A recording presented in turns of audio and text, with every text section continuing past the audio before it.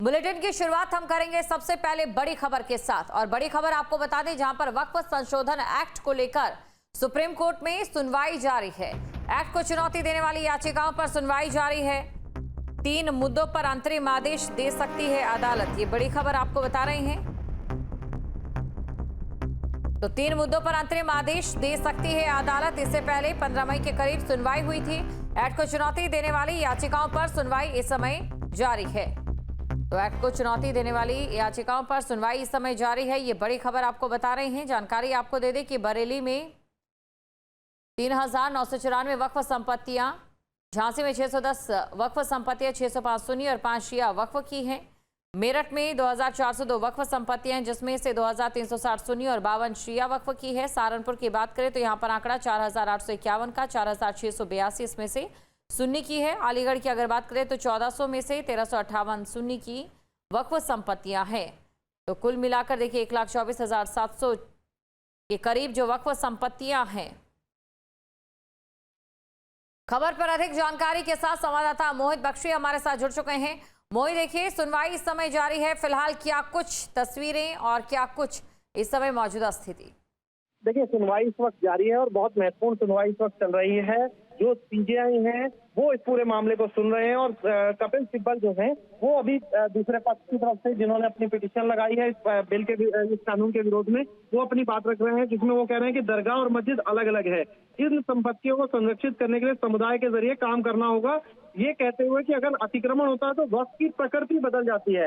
ये तमाम चीजें जो दलीलों के रूप में अभी रख रहे हैं कपिल सिब्बल, और सरकार के कानून पर भी जो है वो सवाल खड़े कर रहे हैं। अभी 2 घंटे का समय जो है वो कपिल सिब्बल के पास है, कपिल सिब्बल और अन्य वकीलों के पास, जिसमें अभिषेक मनु सिंह भी हैं और अन्य वकील हैं जो 5 याचिकाकर्ता हैं। कुल मिला के 2 घंटे का समय उन्हें मिला है और दूसरी तरफ से 2 घंटे का समय जो है वो दिया गया है वहां पर जो सरकार का पक्ष रखेंगे एसजी तुषार मेहता समेत जो हिंदू पक्ष इस बिल कानून के फेवर में है। तो 2-2 घंटे का समय है, उसके बाद अंतरिम आदेश जो है वो पारित किया जा सकता है। बिल्कुल, और यानी कि ये जो घंटे हैं और ये जो घड़ी की सुइयां हैं बेहद कीमती इस समय दिखाई दे रही है सुनवाई को लेकर। मोहित, देखिए इससे पहले केंद्र सरकार की ओर से जो हल्फनामा है वो दाखिल किया गया था, तुषार मेहता की ओर से जो तमाम चीजें उन्हें रखा गया था, जरा उन पर भी नजर डाल लेते हैं दर्शकों की जानकारी के लिए। जी मोहित। जी बिल्कुल, सबसे जो महत्वपूर्ण पॉइंट है वो वक्फ बाय यूजर का है। उसके बाद बोर्ड में जो नियुक्ति है उसको लेकर के क्या नॉन मुस्लिम मेंबर्स की। न्यूज नेशन अब व्हाट्सएप पर खबरों की ताजा अपडेट के लिए न्यूज नेशन के इस QR कोड को स्कैन करें।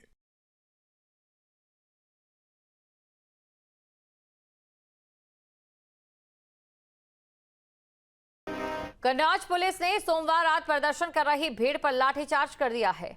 पुलिसकर्मियों ने लोगों को दौड़ा कर पीटा। लाठीचार्ज में कई लोग चोटिल हो गए हैं और प्रदर्शन में कई संगठन के लोग शामिल थे।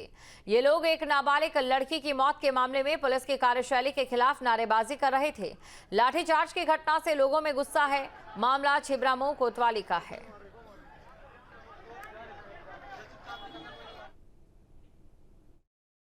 कल देखिए छिबरामऊ में जो हॉस्पिटल में एक लड़की की जो मृत्यु हुई थी और जिसमें परिजनों का आरोप था कि अस्पताल के कर्मियों के द्वारा लापरवाही बरती गई थी, इसमें कल जो वहाँ पे उन लोगों के द्वारा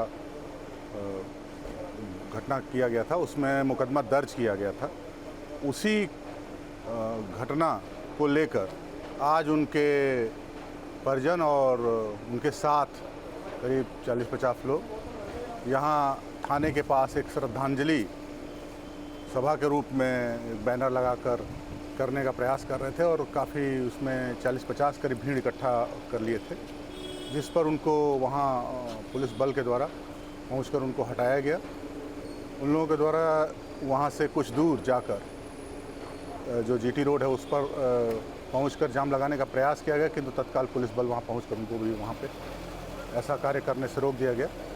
इस पूरे घटनाक्रम जो और मिर्जापुर के रमई पट्टी से कनौरा को जोड़ने वाली 12 किलोमीटर लंबी सड़क बीते 6 सालों से पूरी तरह से जर्जर हालत में है। हैरानी की बात यह कि मार्ग जिलाधिकारी कार्यालय से महज 400 मीटर की दूरी पर स्थित है, लेकिन फिर भी आज तक इस पर कोई ध्यान नहीं दिया गया। इस मार्ग से करीब 40 गांव के लोग रोजाना आवागमन करते हैं। ग्रामीणों का ये कहना है कि बारिश हुई या धूप इस सड़क पर चलना हर दिन किसी जोखिम से कम नहीं। बड़े बड़े गड्ढों और कीचड़ से भरे इस रास्ते पर ई रिक्शा और ऑटो अक्सर पलट जाते हैं, जिससे चोटिल होने की घटनाएं अब आम हो चुकी हैं। मैं मिर्जापुर के रमई पट्टी कनौरा रोड पे हैं और आपको बता दें कि जिलाधिकारी मुख्यालय से महज 300 मीटर दूरी पर यह रोड है, जो रमई पट्टी से कनौरा लगभग 12 किलोमीटर का रोड है ये, और पूरी तरीके से यह रोड ध्वस्त है। गड्ढा मुक्त करने की बात करती है कि पूरा प्रदेश इस समय गड्ढा मुक्त है, लेकिन हम आपको ये दिखाना चाहेंगे कि लगातार 12 किलोमीटर ये सड़क है जो रमई पट्टी से कनौरा गाँव तक जाती है। उसमें 40 गाँव प्रभावित होते हैं और पूरी सड़क 12 किलोमीटर की खराब पड़ी हुई है। और आप देख सकते हैं कि किस तरीके से लोग आ रहे हो जा रहे हैं ऊपर खाबड़ रास्तों से। कई टोटो पलट जाती हैं यहाँ, और बस एम्बुलेंस सब कुछ आने जाने में यहाँ दिक्कत होती है। ऑटो वालों को दिक्कत होती है। और हम कुछ लोगों से बात भी करना चाहेंगे, जानना चाहेंगे कि क्या कब से ये खराब है और अभी तक ये क्यों नहीं बना है। क्या नाम है भाई साहब आपका? मेरा नाम आशीष मौर्य है। ये कहाँ रोड जाती है और कब से खराब है? लगभग 5 से 6 साल से खराब है और कनौरा घाट तक जाती है। कम से कम 40 गांव के लोगों की आजीविका इस रोड से है। लोग आते जाते हैं और आए दिन इस पर दुर्घटना होती रहती है। टोटो पलट जाता है, ऑटो पलट जाता है, एक्सीडेंट हो जाता है। एम्बुलेंस दिन भर में 50 बार आती जाती है, वो भी अच्छे से नहीं। बहुत दुर्व्यवस्था है इस रोड को लेकर के। ये आपका कम से कम मान के चलिए 8-9 साल तो हो गया है हमको देखते हुए।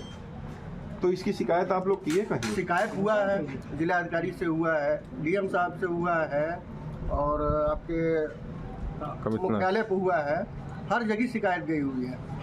अभी सुमित्रा मौर्य जी यहाँ की विधायक बनी है मझवा की, इस रोड से हमेशा आती जाती रहती हैं, लेकिन इस रोड का कोई ध्यान नहीं दे रहा है।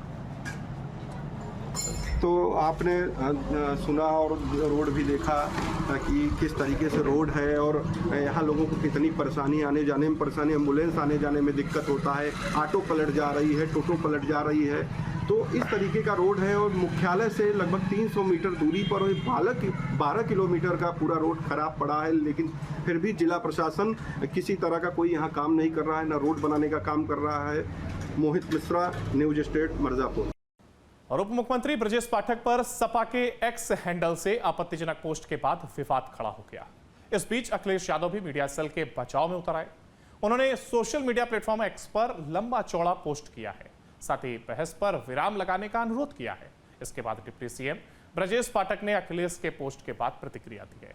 उन्होंने लिखा, सपा मीडिया सेल के साथी आलोचना करने के दौरान जिन शब्दों का प्रयोग करते हैं उसे पढ़कर लगता ही नहीं है कि यह पार्टी राम मनोहर लोहिया और जनेश्वर मिश्र की पार्टी रह गई है। जॉर्ज साहब की बात तथाकथित समाजवादी भूल गए कि शिविर लगाया करो, पढ़ा लिखा करो। डिप्टी सीएम ब्रजेश पाठक ने एक बार फिर पोस्ट करके कहा है कि मेरे सवाल के जवाब में थीसिस लिखवा दी, पर्चा राजनीतिक विज्ञान का था और आपने जवाब होम साइंस वाली कुंजी से टीप दिया है। दोनों नेताओं के बीच ट्विटर पर लगातार वार पलटवार का सिलसिला जारी है। साथ ही लखनऊ में अखिलेश माफी मांगो के पोस्टर भी लगाए गए हैं। पोस्टर में लिखा है, अखिलेश यादव माफी मांगो, अभद्र टिप्पणी बंद करो, शर्म करो, शर्म करो।